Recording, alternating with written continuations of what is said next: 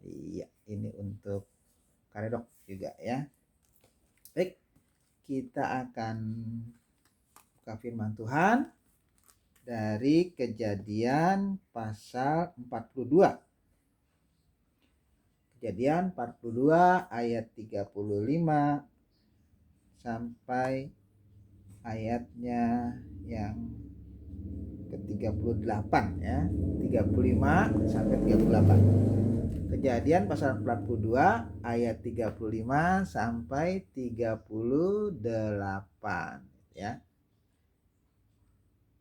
Baik, kita akan membacanya. Saya akan bacanya bagi saudara semua. Kejadian pasal 42 ayat 35 sampai 38. Ketika mereka mengosongkan karungnya, tampaklah ada pundi-pundi uang masing-masing dalam karungnya. Dan ketika mereka beserta ayah mereka melihat pundi-pundi uang itu, ketakutanlah mereka. Dan Yakub, ayah mereka, berkata kepadanya, "Kamu membuat aku kehilangan anak-anakku. Yusuf tidak ada lagi, dan Simeon tidak ada lagi. Sekarang Benyamin pun hendak kamu bawa juga. Aku inilah yang menanggung segala-galanya itu." Lalu berkatalah Ruben kepada ayahnya, "Kedua anakku laki-laki boleh engkau bunuh jika ia tidak kubawa kepadamu. Serahkanlah dia ke dalam tanganku, maka dia akan kubawa kembali kepadamu." Tetapi jawabnya, "Anakku itu tidak akan pergi ke sana bersama-sama dengan kamu, sebab kakaknya telah mati dan hanya dialah yang tinggal. Jika dia ditimpa kecelakaan di jalan yang akan kamu tempuh, maka tentulah kamu akan menyebabkan aku yang ubanan ini turun ke dunia orang mati karena duka cita." Nah, ini dia.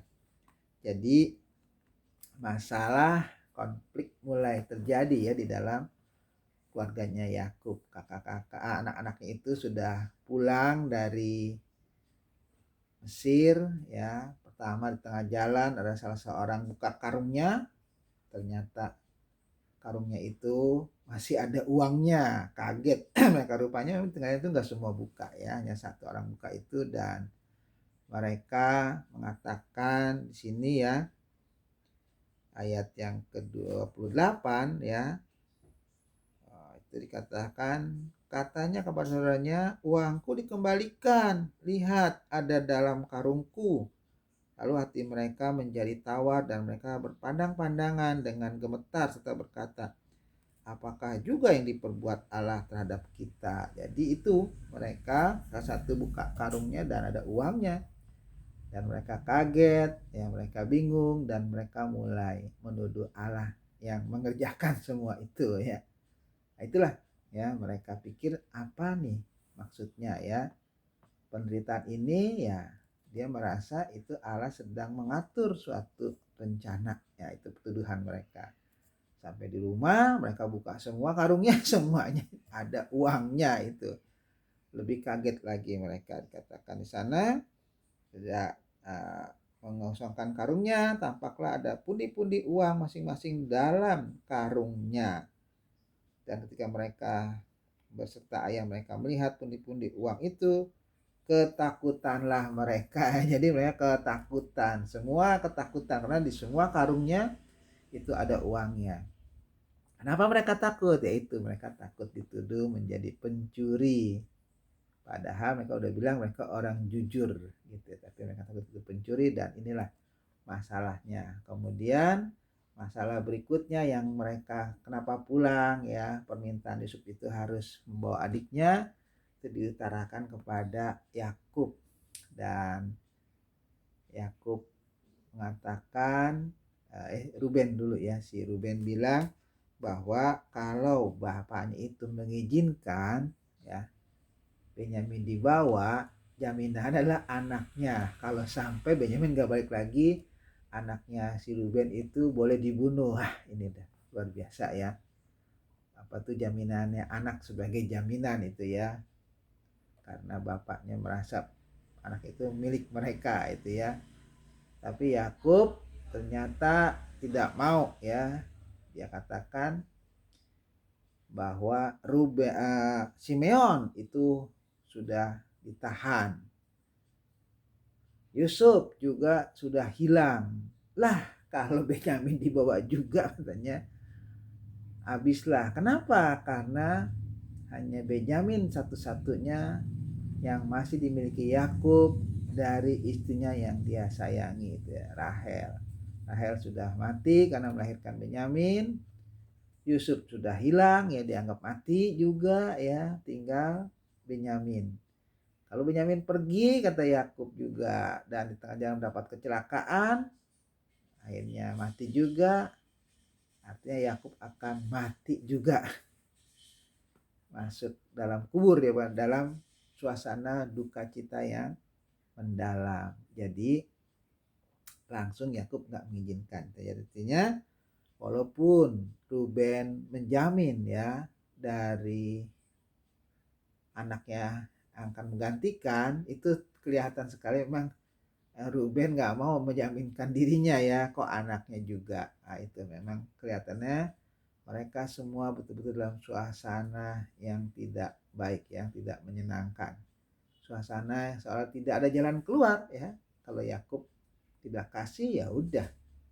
Mereka pun takut kembali karena udah dipesan sama penguasa Mesir itu ya, yang ternyata itu Yusuf, bahwa kalau tidak bawa Benyamin adiknya itu, kamu nggak boleh kesini ya kan, harus bawa. Jadi mereka udah dipesan wanti-wanti. Lagi pula mereka takut, kenapa uangnya masih ada di dalam karung gitu ya. Jadi mereka tambah takut karena mereka akan dituduh sebagai pencuri. Nah, itulah masalah yang dihadapi, masalah yang berat ya bagi anak-anak Yakub. Ya udah dalam suasana kelaparan, mereka beli makanan ternyata menemui kesulitan, walaupun dapat makanan tetapi banyak hal yang aneh yang mereka hadapi. Ayahnya Yakub juga nggak kasih ya, karena itu satu-satunya jalan keluar kalau mereka mau balik belanja lagi ke Mesir. Jadi mereka bingung, tetapi mereka masih punya makanan. Masih ada waktu untuk mereka berpikir dan mengatur strategi, itu maksudnya. Tetapi plan A gagal ya. Plan B mereka belum punya ya kan. Plan A itu gagal, plan A artinya membawa Benyamin. Nah, Ruben udah mau mengorbanin anaknya, Yakub juga ogah ya, nggak kasih.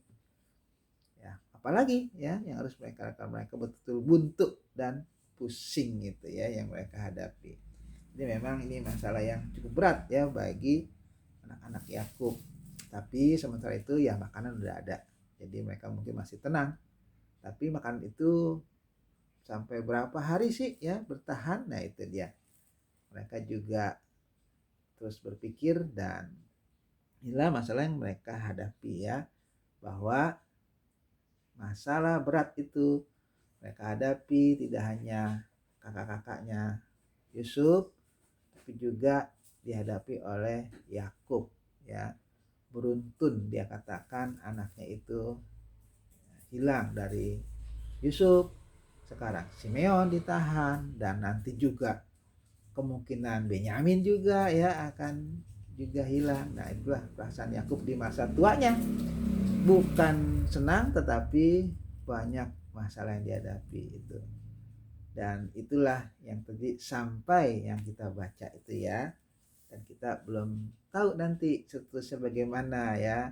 Dan ini pelajaran buat kita bahwa apapun yang terjadi ya kalau terus-terusan menyembunyikan pelanggaran seperti kakak-kakaknya Yusuf.